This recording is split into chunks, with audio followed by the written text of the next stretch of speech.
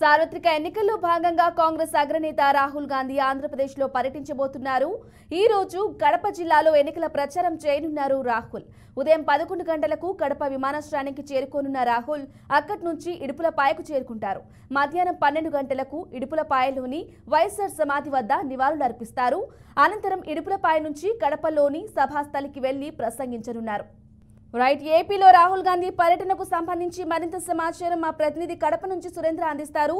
సురేంద్ర, చెప్పండి, రాహుల్ గాంధీ ఏపీలో పర్యటించబోతున్నారు, అలాగే సభలో ఏ అంశాలను ప్రస్తావించే అవకాశం ఉంది, ఎటువంటి ఏర్పాట్లు చేశారు? గుడ్ మార్నింగ్ బ్రాహ్మణి. ఏపీలో సార్వత్రిక ఎన్నికల ప్రచారానికి ఈ రోజు చివరి రోజు కావడంతో కాంగ్రెస్ అగ్రనేత రాహుల్ గాంధీ ఏపీ ముఖ్యమంత్రి సొంత జిల్లా కడపలో పర్యటించబోతున్నారు. ఉదయం 11 గంటలకు ఆ ప్రాంతంలో ఆయన ప్రత్యేక విమానంలో కడపకు చేరుకొని అక్కడి నుంచి హెలికాప్టర్ లో వైఎస్ షర్మిలతో కలిసి ఇడుపులపాయకు చేరుకొని అక్కడ వైఎస్ఆర్ ఘాట్ దగ్గర నివాళులు అర్పిస్తారు. అక్కడ నుంచి నేరుగా కడప నగరంలో ఏర్పాటు చేసిన బిల్డప్ సర్కిల్లో బహిరంగ సభలో కూడా పాల్గొంటారు. అంటే ఇప్పుడు రాహుల్ తో పాటు కాంగ్రెస్ లో ఉన్నటువంటి అగ్రనేతలు ఇటు కేసీ వేణుగోపాల్ కావచ్చు, అలాగే ఏపీ ఇన్ఛార్జ్ గా ఉన్నటువంటి Manik Thakur, Karnataka deputy CM DK Shivakumar కూడా వస్తున్నట్లు అధికారికంగా సమాచారం తెలుస్తోంది. ఇప్పటికే కాంగ్రెస్ పార్టీ తరఫున కడప ఎంపీగా పోటీ చేస్తున్నటువంటి కాంగ్రెస్ చీఫ్ వైఎస్ షర్మిల రాష్ట్రం అంతా తిరగడంతో పాటు ఇటు కడప పార్లమెంట్ ను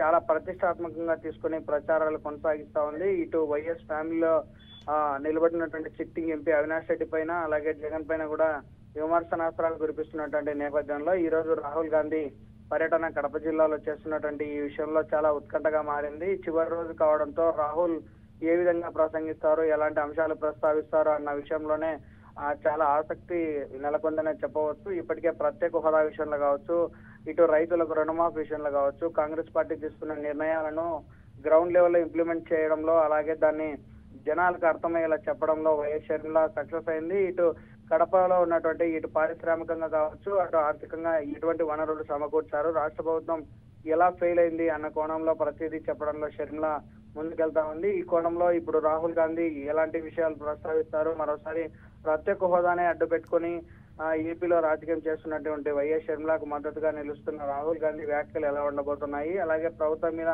ఎలాంటి విమర్శలు సంధిస్తారనేది చూడాల్సినటువంటి పరిస్థితి ఉంది. ఇప్పటికే బిల్డప్ సర్కిల్ దగ్గర ఏర్పాటు చేసినటువంటి కాంగ్రెస్ పార్టీ అగ్రనేత రాహుల్ గాంధీ కోసం పూర్తి స్థాయిలో ఏర్పాట్లు సన్నద్ధం చేశారు. దాదాపు 3 రోజుల నుంచి అక్కడ ఏర్పాట్లు కొనసాగుతా ఉన్నాయి. కేవలం గంట సమయం మాత్రమే తీసుకున్నారు. 1 గంట నుంచి 2 గంటల వరకు మాత్రమే ఈ బహిరంగ సభలో రాహుల్ ప్రసంగిస్తారు.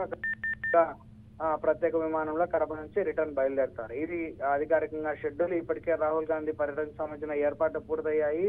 మరి కాసేపట్లో ఇక్కడికి వైఎస్ షర్మిల కూడా చేరుకుంటారు. నిన్న అత్యవసర సమావేశం కోసం కడప నుంచి విజయవాడకి వెళ్ళినట్లుగా తెలుస్తా ఉంది. ఈ రోజు అందరూ కూడా కలిసి వైఎస్ఆర్ ఘాట్కు నివాళులు అర్పించిన అనంతరం బహిరంగ సభలో పాల్గొంటారు. Okay, thank you Surendra.